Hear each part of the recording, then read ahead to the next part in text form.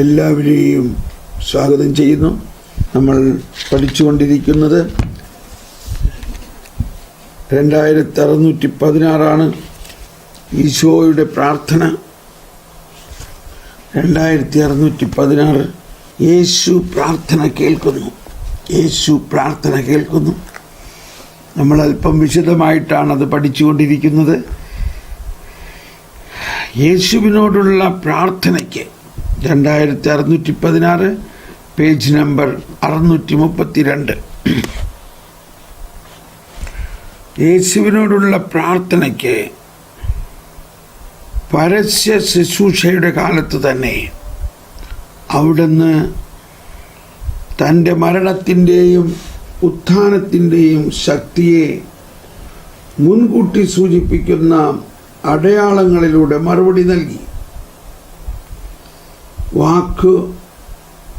വാക്കുകളിലൂടെയോ നിശബ്ദതയിലൂടെയോ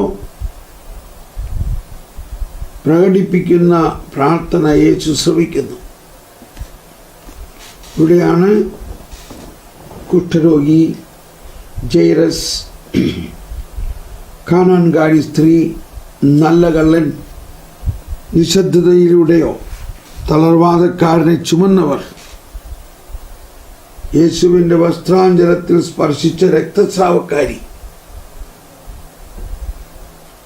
കണ്ണീരും സുഗന്ധദ്രവ്യവുമായി വന്ന പാപിനി. ഇതാണ് ഇന്നത്തെ നമ്മുടെ വിഷയം. കണ്ണുനീരും സുഗന്ധദ്രവ്യവുമായി വന്ന പാപിനി, അവളുടെ പ്രാർത്ഥന.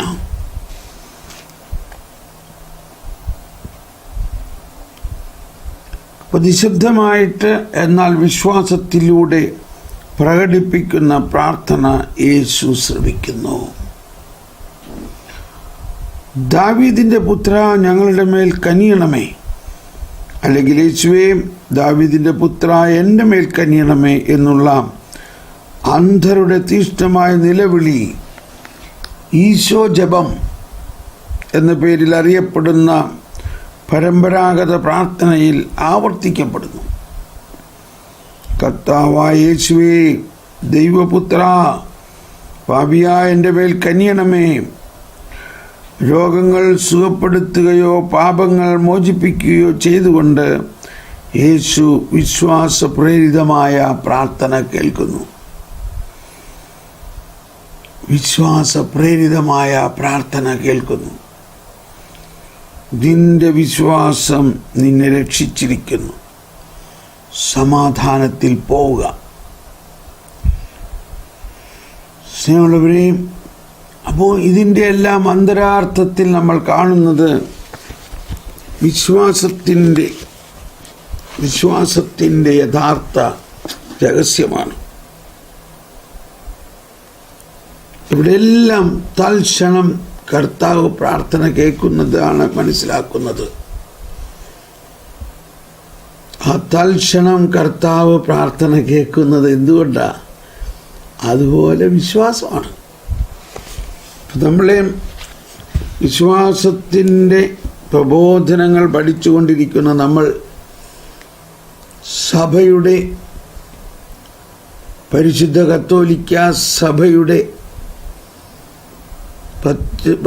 കത്തോലിക്ക സഭയാകുന്ന നമ്മുടെ അമ്മ,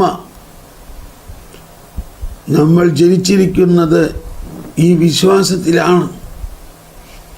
ആ സഭയുടെ, പരിശുദ്ധ കത്തോലിക്ക സഭയുടെ വിശ്വാസ പൈതൃകത്തിലാണ് നമ്മൾ ജനിച്ചിരിക്കുന്നത്. അതുകൊണ്ട് ഇവരെല്ലാവരേക്കാളും കൂടുതൽ ശ്രേഷ്ഠമായ വിശ്വാസമാണ് നമുക്കുള്ളതെന്നും ഉറപ്പിക്കണം നമ്മൾ. മാത്രമല്ല, എന്താണ് ഇനി നമ്മുടെ വിശ്വാസത്തിൽ കുറവുള്ളത്? നമ്മൾ ഇന്ന് ആ പാപിനിയുടെ നിശബ്ദമായ പ്രാർത്ഥനയാണ്. പാപിനി എന്തു ചെയ്തു? കണ്ണുനീരുകൊണ്ടും സുഗന്ധദ്രവ്യവുമായി വന്ന പാപിനി.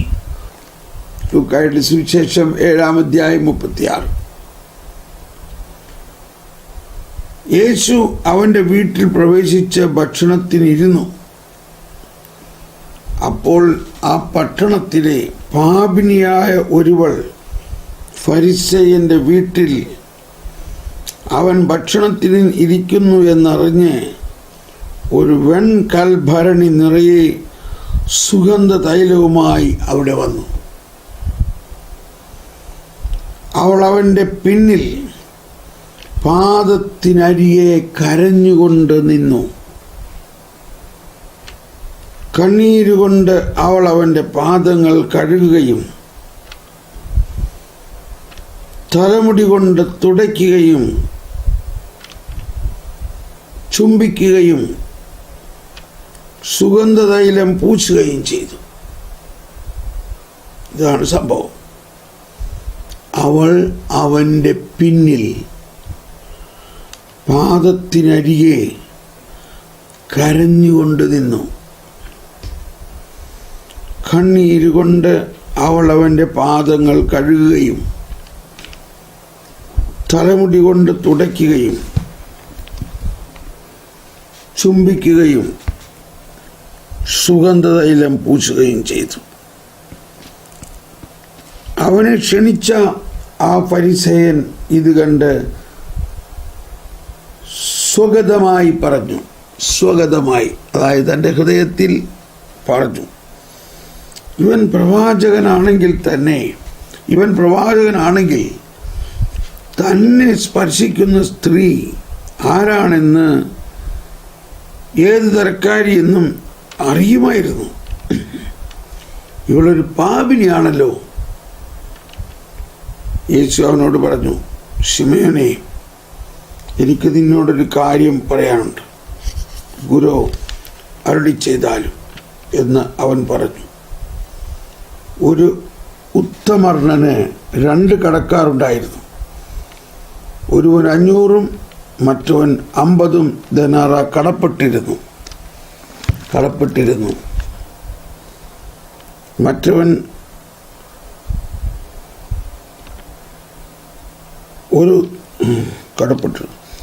ഒരുവൻ 500 മറ്റവൻ 50 ദനാറ കടപ്പെട്ടിരുന്നു.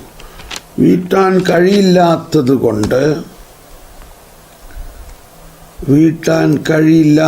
കൊണ്ട് ഇരുവർക്കും അവൻ ഇളച്ചു കൊടുത്തു. ഇരുവർക്കും ഇളച്ചു കൊടുത്തു.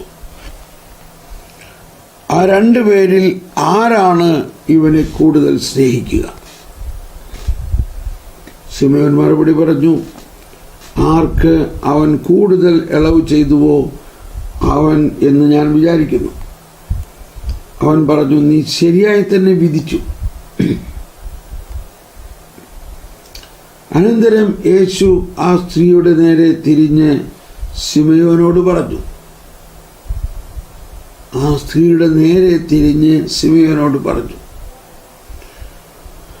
നീ ഈ സ്ത്രീയെ കാണുന്നല്ലോ. ഞാൻ നിന്റെ വീട്ടിൽ വന്നു, കാല് കഴുകുവാൻ നീ എനിക്ക് വെള്ളം തന്നില്ല. എന്നാൽ ഇവൾ കണ്ണീരുകൊണ്ട് എൻ്റെ കാല് കഴുകുകയും തലമുടി കൊണ്ട് തുടയ്ക്കുകയും ചെയ്തു. നീ എനിക്ക് ചുംബനം തന്നില്ല. എന്നാൽ ഞാനിവിടെ പ്രവേശിച്ചതു മുതൽ എൻ്റെ പാദങ്ങൾ ചുംബിക്കുന്നതിൽ നിന്നും ഇവൾ വിരമിച്ചിട്ടില്ല. നീ എൻ്റെ തലയിൽ തൈലം പൂശിയില്ല.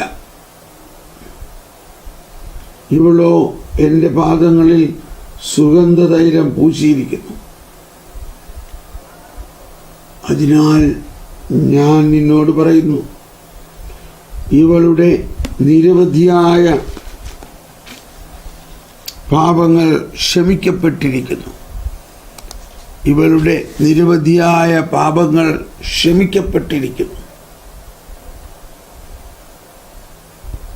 എന്തെന്നാൽ ഇവൾ അധികം സ്നേഹിച്ചു. ആരോട് അല്പം ക്ഷമിക്കപ്പെടുന്നുവോ അവൻ അല്പം സ്നേഹിക്കുന്നു. അവൻ അവളോട് പറഞ്ഞു, നിന്റെ പാപങ്ങൾ ക്ഷമിക്കപ്പെട്ടിരിക്കുന്നു. അവനോടുകൂടെ പന്തിയിലിരുന്നവർ പരസ്പരം പറയാൻ തുടങ്ങി, പാപങ്ങൾ ക്ഷമിക്കുക പോലും ചെയ്യുന്ന ഇവൻ ആരാണ്? അവൻ അവളോട് പറഞ്ഞു, നിന്റെ വിശ്വാസം നിന്നെ രക്ഷിച്ചിരിക്കുന്നു, സമാധാനത്തോടെ പോവുക. Praise the Lord.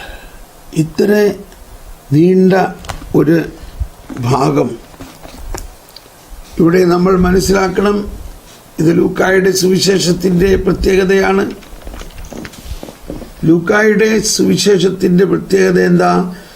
ലൂക്കായുടെ സുവിശേഷം പൗരോഹിത്യ മുറയ്ക്കുള്ള സുവിശേഷമാണ്. യേശുവിൻ്റെ പൗരോഹിത്യ ശുശ്രൂഷയുടെ മുറയ്ക്കുള്ള സുവിശേഷമാണ്. യേശുവിൻ്റെ പൗരോഹിത്യ ശുശ്രൂഷയുടെ മുറ.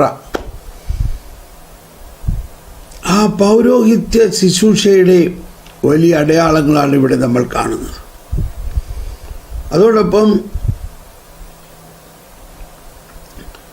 വിശ്വാസം, സ്നേഹം, പ്രത്യാശ, ഈ 3 പുണ്യങ്ങളും ഇവിടെ തുടിച്ചു നിൽക്കുന്നു. സകല പ്രതിസന്ധികളുടെ മധ്യത്തിലും അവൾ മുന്നോട്ട് വരുന്നു. പാപിനിയായ സ്ത്രീ ആ പട്ടണത്തിലെ ഏറ്റവും വലിയ പാപിനിയാണെന്നാണ് പറയുന്നത്. അപ്പോൾ ഒരാൾ മറ്റൊരാളുടെ വീട്ടിൽ ഒരു ക്ഷണവുമില്ലാതെ അതിക്രമിച്ച് കടന്നു വരികയാണ്. അത് തന്നെ, അതും ഫരിസേയരുടെ വീട്ടിൽ ഒരു പാപിനി. ഫരിസേയര് പാപികളുമായിട്ട് തൊടുക പോലുമില്ല.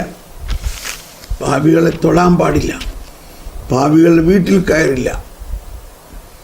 അത്രയ്ക്ക് അയിത്തം കൽപ്പിച്ചിട്ടുള്ള ആ ഫരിസേയരുടെ വീട്ടിലേക്ക് ഈ പാപിനിയായ സ്ത്രീ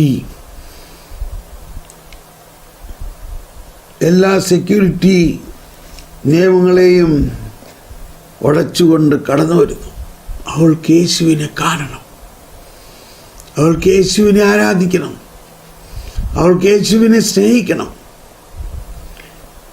അപ്പോൾ പ്രകടമായി യേശുവിനോടുള്ള സ്നേഹത്തിൻ്റെ പ്രകടമായ ഒരു കാര്യമാണ് ഇവിടെ നടക്കുന്നത്. യേശുവിനെ സ്നേഹിക്കുന്ന വളരെ പ്രകടമായ ഒരു കാര്യം. നമ്മൾ ദൈവത്തിൽ വിശ്വസിക്കുന്നുണ്ട്, പക്ഷെ നമ്മൾ ദൈവത്തെ സ്നേഹിക്കുന്നു. നമ്മൾ സ്നേഹിക്കുന്നുണ്ട്, പക്ഷെ ആ സ്നേഹം നമ്മൾ എങ്ങനെയാണ് പ്രകടിപ്പിക്കണേ? നമ്മുടെ ജീവിതത്തിൽ ഈശോയെ സ്നേഹിക്കുന്നതിൻ്റെ പ്രകടമായ അവസ്ഥ എന്താണ്? ഈശോ തന്നെ പറഞ്ഞിട്ടുള്ളൊരു കാര്യം, നിങ്ങൾ എന്നെ സ്നേഹിക്കുന്നെങ്കിൽ നിങ്ങൾ മറ്റുള്ളവരെ സ്നേഹിക്കുക. അതാണൊരു പ്രകടത. എന്നാൽ ഇവിടെ ഈ സ്ത്രീ ഈശോയുടെ കാൽക്കൽ ഇരുന്നു കൊണ്ട്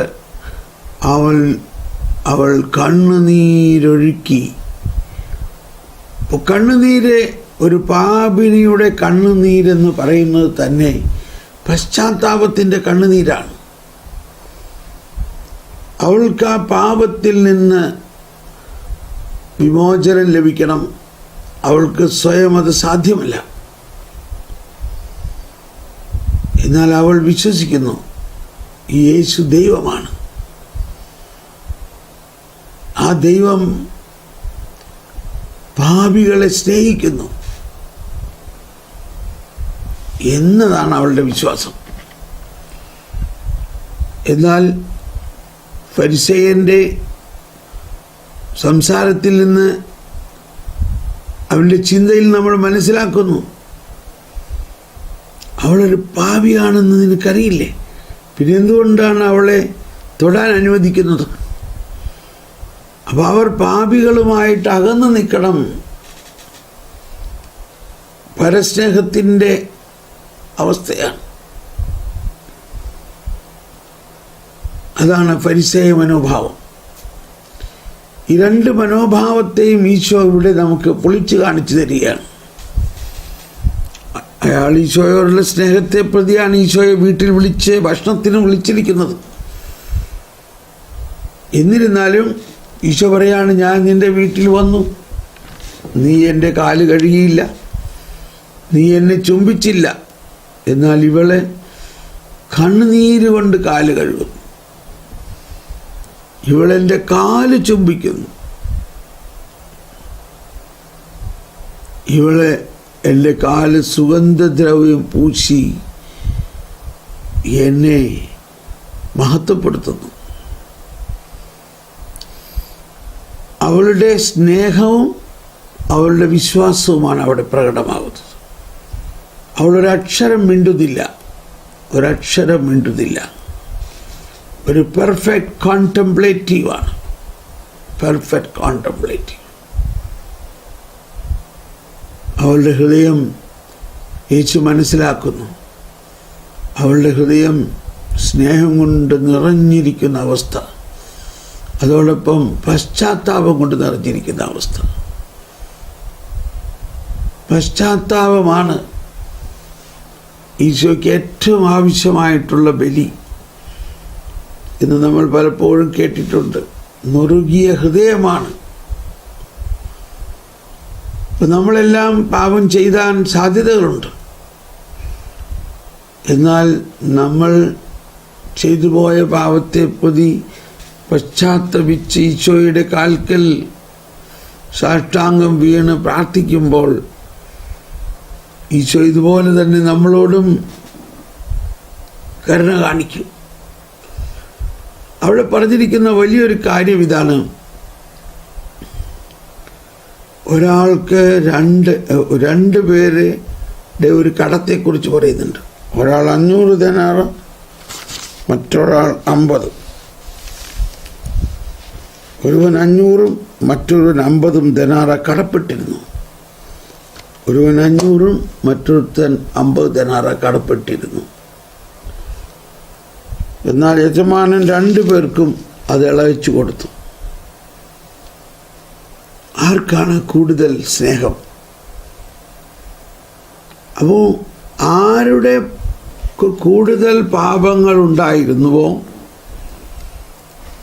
ആര് കൂടുതൽ പാപിയായിരുന്നുവോ, നമ്മൾ കൂടുതൽ പാപിയെ കൂടുതൽ നികൃഷ്ടരായി കാണുന്നു. എന്നാൽ ദൈവം കാണുന്നത് ആ കൂടുതൽ പാപിയുടെ പാപങ്ങൾ ക്ഷമിച്ചപ്പോൾ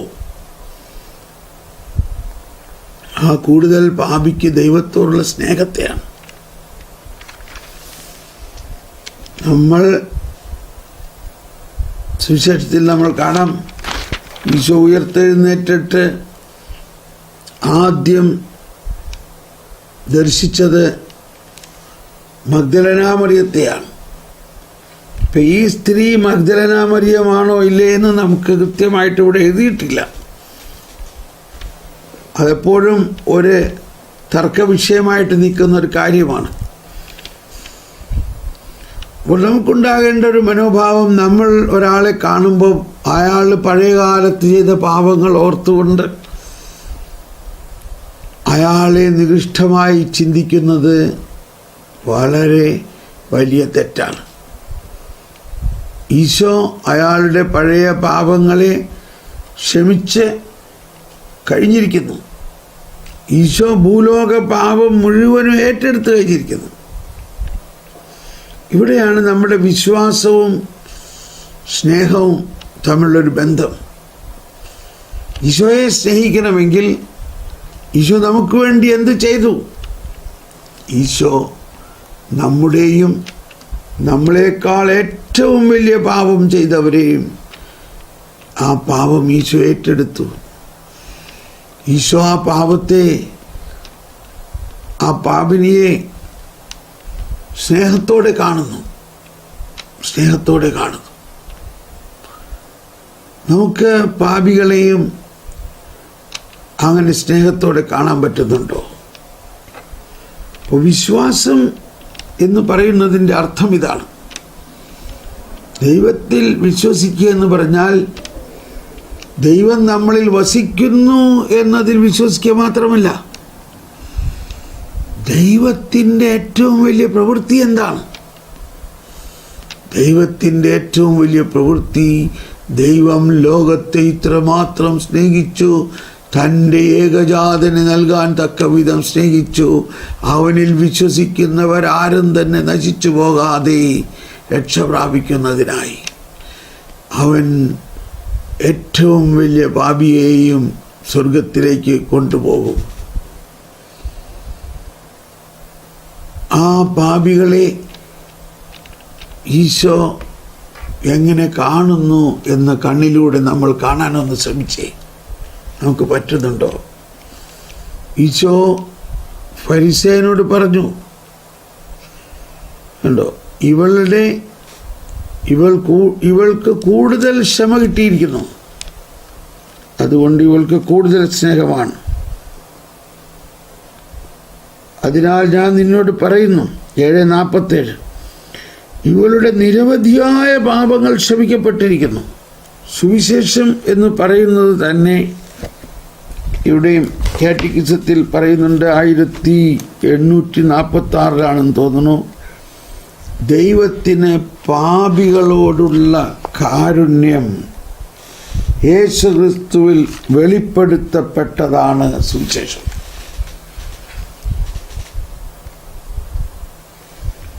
ലൂക്ക 15 എന്താ? ലൂക്ക 15 എന്ന് പറഞ്ഞാൽ നമുക്കറിയാം, ലൂക്കായുടെ സുവിശേഷത്തിൽ മാത്രമുള്ള ആ മുടിയനായ പുത്രൻ്റെ ജ്യേഷ്ഠനും 3 ഉപമകളാണ് അവിടെ ഉള്ളത്. ഒന്ന്, കാണാതെ പോയ ആട് കണ്ടുകിട്ടുമ്പോൾ വലിയ സന്തോഷത്തോടെ തോളിലേറ്റിക്കൊണ്ടുവരുന്ന ഇടയൻ. രണ്ടാമത്, കാണാതെ പോയ നാണയം. വീട്ടിൽ തന്നെയാണ് നാണയം കാണാതെ പോയത്, അത് അന്വേഷിച്ച് കിട്ടുവോളം അന്വേഷിക്കുന്ന ആ അമ്മച്ചി. പിന്നെ നഷ്ടപ്പെട്ടു പോയ മകൻ. ഇപ്പം നമുക്കിങ്ങനെ പറയാം, നഷ്ടപ്പെട്ട ആട്, നഷ്ടപ്പെട്ട നാണയം, നഷ്ടപ്പെട്ട മകൻ. അവൻ സകലതും എടുത്തുകൊണ്ട് വീട്ടിൽ നിന്ന് പോയി വലിയ പാപകരമായ അവസ്ഥയിൽ ജീവിച്ചു, സകലതും നശിപ്പിച്ചു. ഇതാ തിരിച്ചു വന്നിരിക്കുന്നു. അവന് വീട്ടിൽ കയറ്റാൻ കൊള്ളുമോ? പക്ഷേ പിതാവ് അവനെ വാരി പുണരുന്നു. കണ്ടോ, ഇതാണ് ദൈവത്തിൻ്റെ കരുണ, ദൈവത്തിൻ്റെ വാത്സല്യം. ആ പിതാവ് അവനെ പുത്തൻ വസ്ത്രമണിയിക്കുന്നു, മുദ്രമോതിരമണിയിക്കുന്നു, പാദരക്ഷകൾ കൊടുക്കുന്നു, വലിയ ആഘോഷം. ഇത് കണ്ടിട്ട് കുപിതനായ മൂത്ത സഹോദരൻ. അപ്പോൾ ഇതാണ് ഇവിടെയും കാണുന്നത്. ആ മൂത്ത സഹോദരൻ ഈ ഫരിസേയനാണ്. അവൻ ദേഷ്യപ്പെട്ട് അകത്ത് വരുന്നില്ല. അവൻ പിതാവിനെയും കുറ്റപ്പെടുത്തുകയാണ്. എന്താ പറയുന്നത്? ഞാൻ ഇക്കാലം അത്രയും അങ്ങേക്ക് ദാസ്യവേല ചെയ്തു. കണ്ടോ, അവൻ ഒരു മകനാണെന്നുള്ള വിചാരം അവനില്ല. അവൻ ദാസ്യവേല ചെയ്തു. അവൻ പറയാണ്, എനിക്ക് വേണ്ടി സന്തോഷിച്ച ഒരാട്ടും കുഞ്ഞിനെ വെട്ടിയോ അപ്പൻ. എന്നിട്ടിപ്പോൾ ഈ നിന്റെ മകൻ കണ്ടോ, അവൻ മകനാണ്, സകലതും നശിപ്പിച്ചു വന്നപ്പോൾ അവന് വേണ്ടി വലിയ ആഘോഷം. ഇപ്പോഴാണ് അപ്പൻ ഹൃദയം തുറക്കുന്നത്. അപ്പൻ രണ്ടുപേരോടും പാപം, രണ്ടുപേരെയും സ്നേഹിക്കുന്നു. അപ്പൻ പക്ഷപാതമില്ല. അപ്പൻ പറയാണ്, മകനേ, നീ എപ്പോഴും എൻ്റെ കൂടെ ഇല്ലേ? എനിക്കുള്ളതെല്ലാം നിനക്കുള്ളതല്ലേ?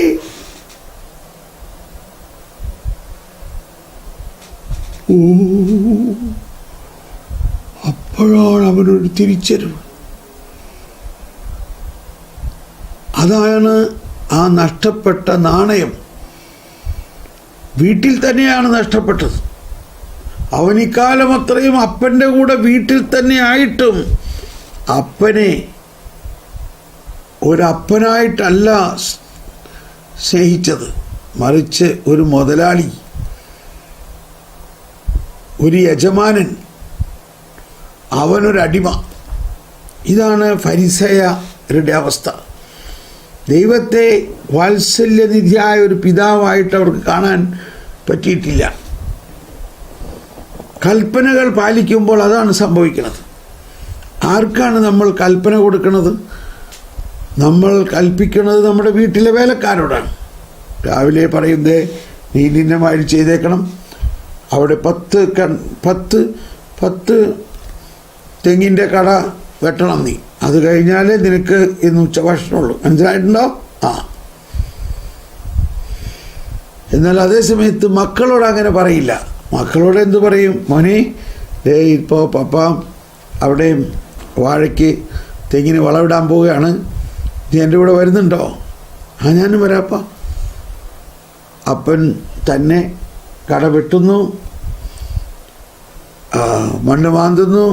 ഇതെല്ലാം കണ്ടു കഴിഞ്ഞ് കുറച്ച് കഴിഞ്ഞ് പാവം പറയാണ്, ഇനി അപ്പൻ അവിടെ ഇരിക്കും, ഞാൻ ചെയ്യാം, ഞാൻ കണ്ടു അപ്പൻ ചെയ്യണം, ഞാൻ കണ്ടു, ഇതുപോലെ ഞാനും ചെയ്യാം.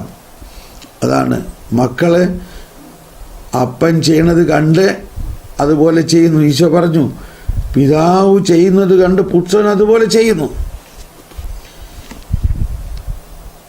ഈ ഒരു മനോഭാവമാണ് ഈശോ നമ്മളിൽ നിന്ന് ആഗ്രഹിക്കുന്നത്.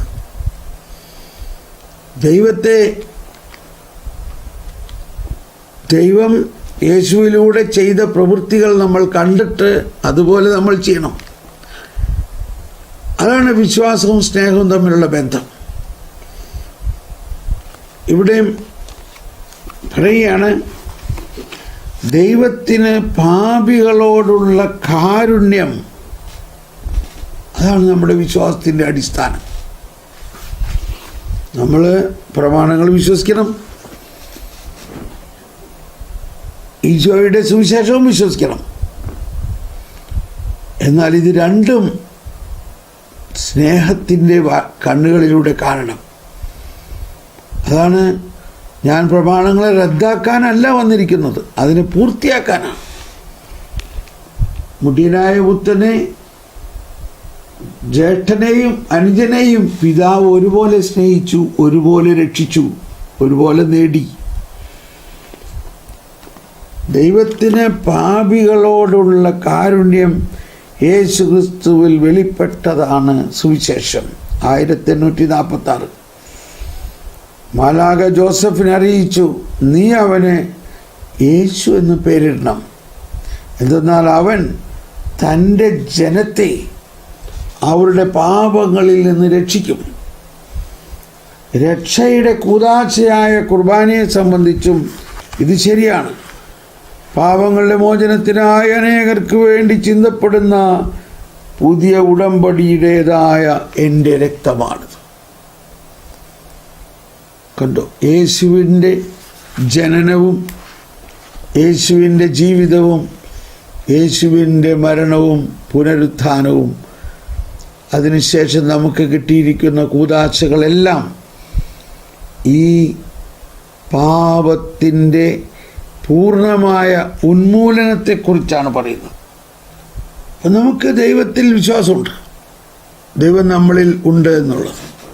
അതുമാത്രം പോരാ, ആ ദൈവം നമുക്ക് വേണ്ടി എന്ത് ചെയ്തു? ആ ദൈവം ചെയ്യുന്ന ആദ്യത്തെ പ്രവർത്തനം എന്താ? ആ ദൈവം ചെയ്ത ആദ്യത്തെ പ്രവർത്തനം മനുഷ്യരുടെ പാപങ്ങൾക്ക് പരിഹാരം ചെയ്തു, പാപം ഉന്മൂലനം ചെയ്തു. ആ വാക്ക് ശ്രദ്ധിക്കൂ. ഞാൻ എപ്പോഴും പറയാറുള്ള വിശ്വാസത്തിൻ്റെ അല്ലെങ്കിൽ പെസഹാ രഹസ്യങ്ങൾ, 4 പെസഹാ രഹസ്യങ്ങൾ. കർത്താവേ, അങ്ങയുടെ മനുഷ്യാവതാരത്തിലൂടെ അങ്ങ് ഞങ്ങളെ പിതാവുമായിട്ട് അനുരഞ്ജിപ്പിച്ചു. കണ്ടോ, അവിടെ തന്നെ അത് തന്നെ നമ്മൾ മനസ്സിലാക്കിയാൽ മതി. മനുഷ്യാവതാരം എന്തിനു ചെയ്തു? മനുഷ്യാവതാരത്തിലൂടെ ദൈവം നമ്മളെ ഈശോ നമ്മളെ പിതാവുമായിട്ട് അനുരഞ്ജിപ്പിച്ചിരിക്കുന്നു. അങ്ങയുടെ പീഡാസഹനത്തിലൂടെ അങ്ങ് ഞങ്ങളുടെ പാപങ്ങളെ ഉന്മൂലനം ചെയ്തു. അങ്ങയുടെ പുനരുത്ഥാനത്തിലൂടെ ഞങ്ങൾക്ക് പുതുജീവൻ നൽകി. അങ്ങയുടെ സ്വർഗാരോഹണത്തിലൂടെ അങ്ങ് ഞങ്ങൾക്കായി സ്വർഗം തുറന്നു. ഇതാണ് നമ്മുടെ ബേസിക് വിശ്വാസവും സ്നേഹവും അടങ്ങുന്ന, പ്രത്യാശയും അടങ്ങുന്ന 4 രഹസ്യങ്ങൾ. ഇത് നിങ്ങൾ എവിടെയെങ്കിലും എഴുതി വയ്ക്കണം. കൂടുതൽ എല്ലാ ദിവസവും ഇതിനെക്കുറിച്ച് ഓർക്കണം. പിതാവുമായിട്ട് ഇനി നമുക്ക് യാതൊരു തരത്തിലും അകൽച്ചയില്ലാത്ത രീതിയിൽ പിതാവിനെ അപ്പ എന്ന് വിളിക്കാൻ സാധിക്കുന്ന പോലെ ഈശോ നമ്മളെ അനുരഞ്ജിപ്പിച്ചു. അപ്പം ഇവിടെ നമ്മൾ ആ പാപിനിയുടെ അവസ്ഥയിൽ നമ്മൾ മനസ്സിലാക്കണം. ആ പാപിനി നമ്മൾ ഓരോരുത്തരുമാണ്. നമ്മുടെ പാപങ്ങൾ ക്ഷമിച്ചുവെങ്കിലും നമ്മളതിന് നന്ദിയുണ്ടോ? നമ്മളതിന് നന്ദി പ്രകടിപ്പിക്കുന്നുണ്ടോ? അപ്പോൾ നമ്മൾ വിശ്വസിച്ചാൽ മാത്രം പോരാ. വിശുദ്ധ കുർബാന സ്വീകരണം കഴിഞ്ഞിട്ടുള്ള നന്ദി പ്രകടന പ്രാർത്ഥനയാണ് നമ്മളിപ്പോൾ കേട്ടത്. അങ്ങ് ഞങ്ങളുടെ പാപങ്ങളെ ഉന്മൂലനം ചെയ്യുകയും ഞങ്ങൾക്ക് നവജീവൻ നൽകുകയും ചെയ്തു. അങ്ങ് ഞങ്ങളുടെ മാത്രമല്ല, നമ്മുടെ സമൂഹത്തെ മുഴുവനും, ലോകത്തിൻ്റെ മുഴുവൻ പാപവും ഏറ്റെടുത്തു. നമുക്കൊന്ന് ചിന്തിക്കാം. ഈ പാപിനി സഭയുടെ ഒരു പ്രതീകമാണ്. വിശ്വാസികളുടെ സമൂഹമായ സഭ ഒരു വശത്ത് അവരുടെ പാപത്തിന് പരിഹാരം കിട്ടിയതിൻ്റെ ആനന്ദത്തിലാണ് സഭ മണവാട്ടിയായി മാറുന്നത്, നിർമ്മലയായി മാറുന്നത് അവളുടെ കഴിവല്ല. അവളുടെ മണവാളൻ അവളെ വിശുദ്ധീകരിക്കുന്നതിലൂടെയാണ്. അവളുടെ മണവാളൻ അവളെ വിശുദ്ധീകരിക്കാൻ തൻ്റെ ജീവരക്തം നൽകിയിരിക്കുന്നു. തൻ്റെ ജീവരക്തം നൽകി അവളെ സ്നേഹിച്ചു, അവളെ വിശുദ്ധീകരിച്ചു. അവൻ അവളോട് പറഞ്ഞു, നിന്റെ പാപങ്ങൾ ക്ഷമിക്കപ്പെട്ടിരിക്കുന്നു. ഇവൻ ആരാണ്? അപ്പോൾ ഇത് നമ്മൾ വിശ്വസിക്കാനായിട്ട് നമുക്ക് സാധിക്കണം. ഈശോ ഏറ്റവും വലിയ പാപികളുടെ പാപവും ക്ഷമിക്കപ്പെടുന്നു. വരുവിൻ നമുക്ക് സ്വതന്ത്രമായി സ്തുതിച്ചുകൊണ്ട് ഇന്നത്തെ ഈ ക്ലാസ്സിൽ നമുക്ക് കിട്ടിയ ബോധ്യത്തെ ഹൃദയത്തിൽ ആഴമായി പതിപ്പിക്കുക. ഇവിടെ നിർത്താം. എന്നിട്ട് നമുക്കൊന്ന് ശരിക്കും ആത്മാർത്ഥമായിട്ട് ഒന്ന് പ്രാർത്ഥിക്കാം.